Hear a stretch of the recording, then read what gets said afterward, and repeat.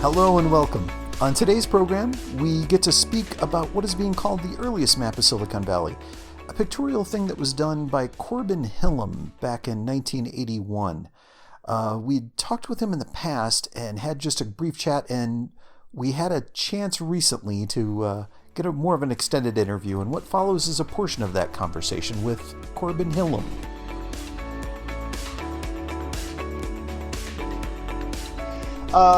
Let's begin. I suppose my first question comes up, how do you end up in a project where you're doing a map of Silicon Valley? You're an artist and illustrator at this time? Yes. In fact, I was trying to recall, because I forget actually what year this was that I did it, but it's been quite some time, probably, 30 years.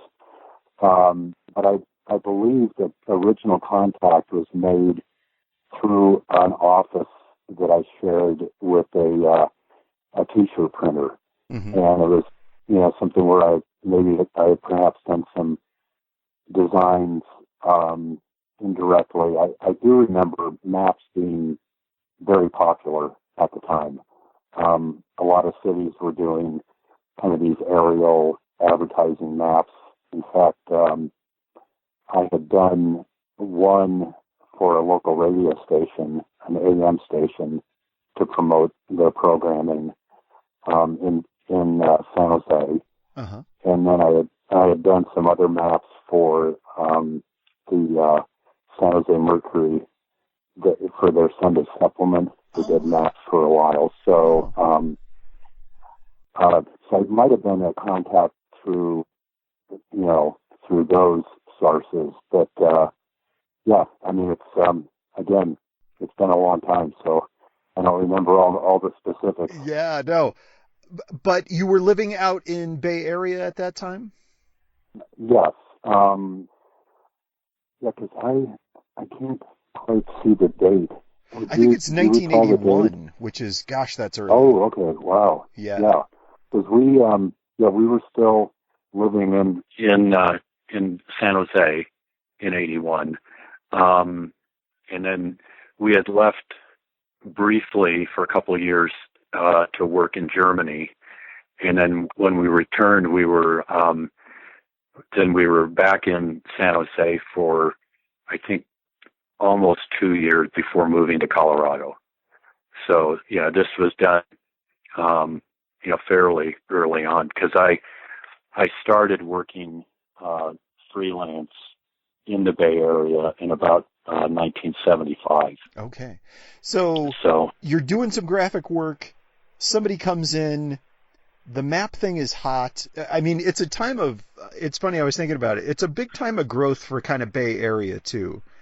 And, yeah. Oh, yeah. And while, immediately we think Silicon Valley now, and we think huge numbers, and we think archetypal businessmen that dominate markets, compared to the rest of what was going on in the U.S. at the time, it was kind of small potatoes. I mean. Well, yeah, because. Yeah.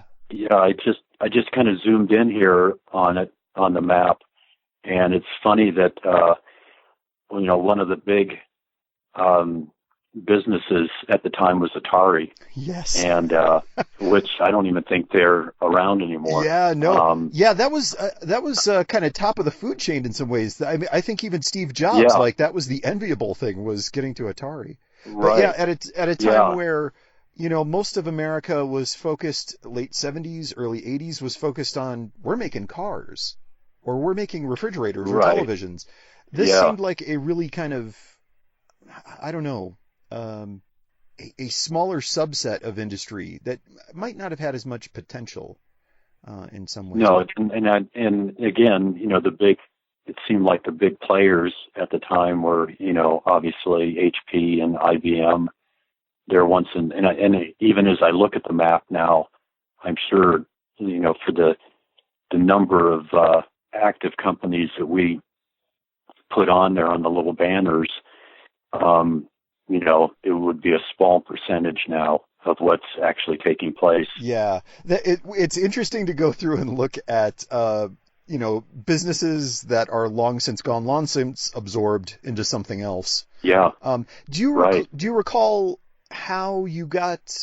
Were there specific companies that you were supposed to add in, or how do you how does that gel? How do you put it together? If you remember much of the process. I think this was with the client who was promoting this. It was more, he provided a list of all the active software and computer companies at the time. So with other maps that I did, it was more sponsor based. So there was a sales staff that went out and sold spots on the map. But this one was, I think, to be sold in a through a tech magazine, and so it was just they wanted every big company, every company that was active in the Bay Area at the time on there, and then also other things that were just kind of fun to do in Silicon Valley, because I noticed here that some of the bigger wineries at the time are listed on there, and just sightseeing things that you would do. That's what I like about it, is it gives you such a good feel for the culture at the time, that you feel like the more you kind of sit and absorb the image, the more you get the feel for what the priorities and kind of what life was like, the pace of things. Universities that are shown, businesses that are shown, but like you had mentioned, wineries, schools, points of interest, that kind of thing. Right. Whereas now, exactly. By contrast, now it's just basically it's highways and then Facebook and Apple. I think. Sadly. Yeah. I mean, it was interesting. I remember again having to work, on this was all hand painted with watercolors, and so working at that size, I think I worked at 100%. Wow. So the size of the poster was actually the board that I drew on. Wow. Yeah. So that was really fun. Do you remember did you have a base map that you were working off of, or was there something that you used to kind of, give some sense of distance? I think I worked off of, obviously just a street maps. Okay. The road map of Northern California, and then when they had an enlargement of the San Francisco Bay Area. So, but again, it was pretty, it still has a randomness to it to make things fit in. Yeah. I think that's the thing many times that's the thing that people are attracted to as well, is there's a sense of a very human approach to it. It's not just data and precision, but it's more of how people kind of think of an area. It's not measured by miles, but kind of how you think of traveling and what you think priorities are throughout. So go ahead. I'm sorry. No, and again, as I kind of zoom in on it, it's funny that it is just when you think now of most illustration work originating, on the computer, and you're doing things with a pad, and it's all electronic. This was all done, pen and ink, and again, Dr. Martin's dyes, painting it all on, and it has that real. As I look at it, I go, man, this just looks so rough, and the cartoony approach to it. But I like you said, I think that's kind of part of the charm. Yeah, and I think too, though, it really does. It conveys a certain aesthetic of the time too. The color palette and everything. It's interesting to see how much technology kind of influences what our aesthetic is, because I think in many ways this kind of, it feels like the era. It feels, I don't know, softer, a bit warmer. Yeah. Whereas it seems like color schemes today kind of lean more towards not just something bold, but something that's really stark.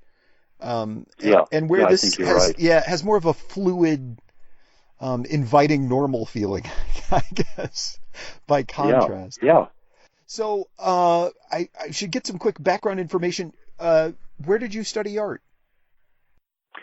Well, I went to high school in San Jose, And then my first 2 years of college were up in Eureka at Humboldt State. Oh, yeah. Where I majored in art up there, and then I transferred down to a small college in Santa Barbara called Westmont College, where I graduated. And then I went to an art school in Santa Barbara.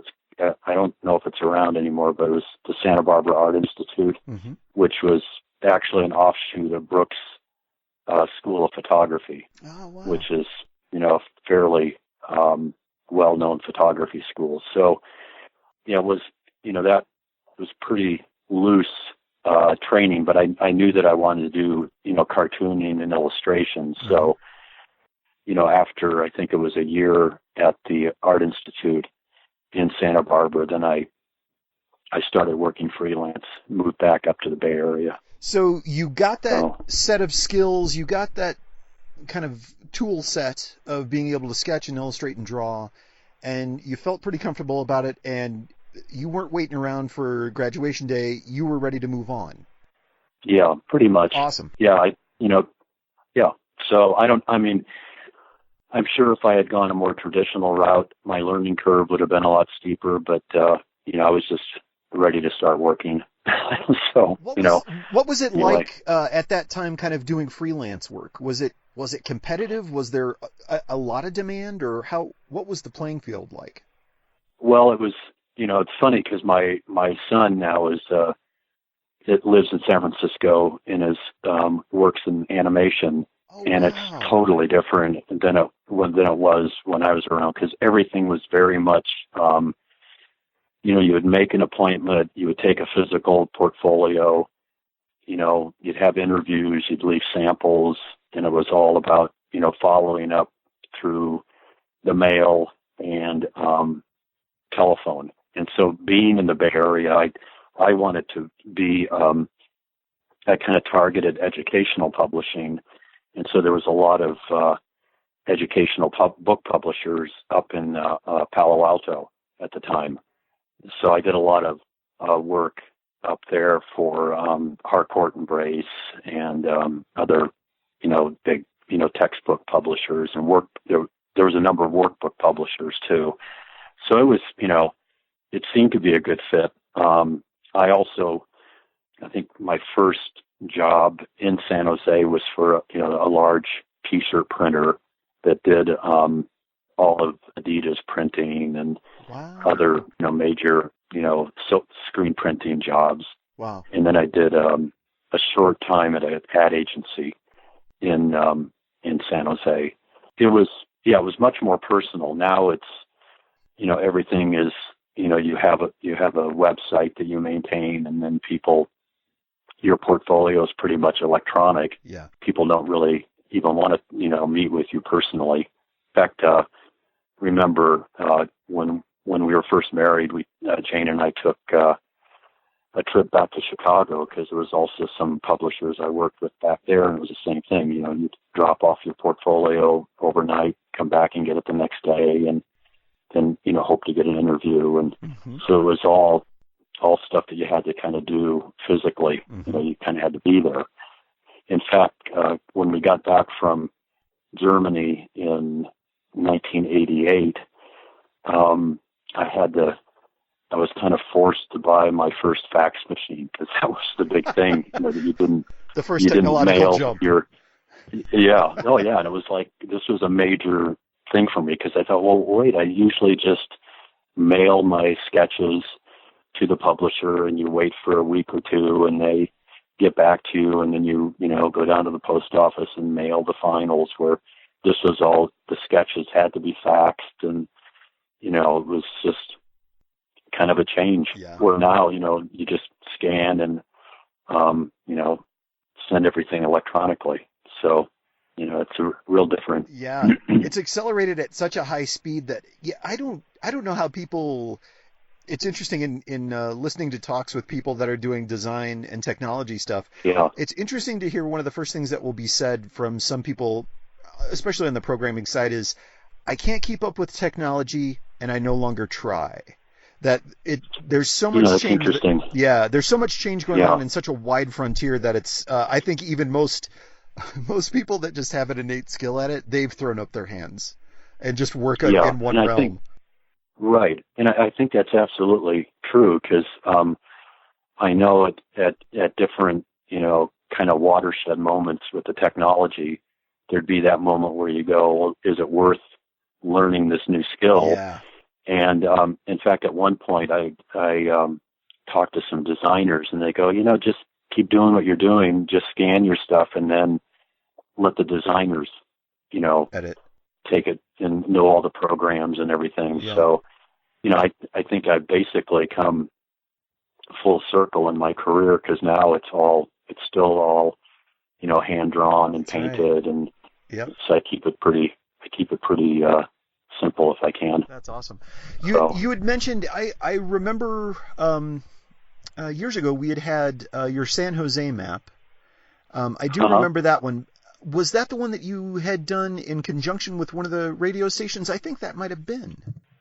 It was real large scale, and I think it was a two color piece, and it was for KLIV radio. They were like a top rock station, top 40. Yeah. So wow, you for a guy that doesn't remember everything, you really have a good memory. Well, thank you. That's pretty impressive. Thanks. So, what are you doing now, or can you tell us a bit about your work and what you've had a hand at lately? Yeah. So right now I'm still doing freelance work, but it's mostly in children's book illustration. Yay! So it's very fun. Most of the just straight illustration work are for authors who are working through like a self-publishing, which is very common now. It's so hard to break into publishing with the kind of the big companies that people are turning towards self-publishing, and then they self-promote. So I'm working on actually 2 books right now for 2 different people, and then I'm going to be starting a coloring book series for another author, and then I'm also writing my own books and illustrating them. So I'm starting on a 4th book in a series about a dog and his boy. It's called Eggs with Ham, and the dog's name is Eggs, and the little boy's name is Ham. So it's their adventures. And the latest book is going to be titled Eggs with Bacon, where they go and visit a farm and they meet a pig named Bacon, and he shows them around the farm and how farming works. And it turns out that the farmers are both vegan, so Bacon has nothing to worry about. He's not going to be turned into breakfast. That's a great twist. So, I love that. Yeah, so that's been fun. And if people want to see more of your work and kind of keep tabs on you and follow you, they can find you at your webpage. That's CorbinHillam.com? No, it'd be Corbin Hillam Design, one word, .com. Okay, awesome. And then the books are available through both Amazon and Lulu. Okay. So if they want to go to just search for my name, and then they can be ordered through Lulu or Amazon. Man, I cannot thank you enough for your time. I so appreciate it. Well, thank you, Curtis. It's great talking to you again. Our thanks to Corbin Hillam. You could reach him at CorbinHillamDesign.com, and as always, you could reach us at newprojectionscast@gmail.com. All the best, and we'll catch you next time.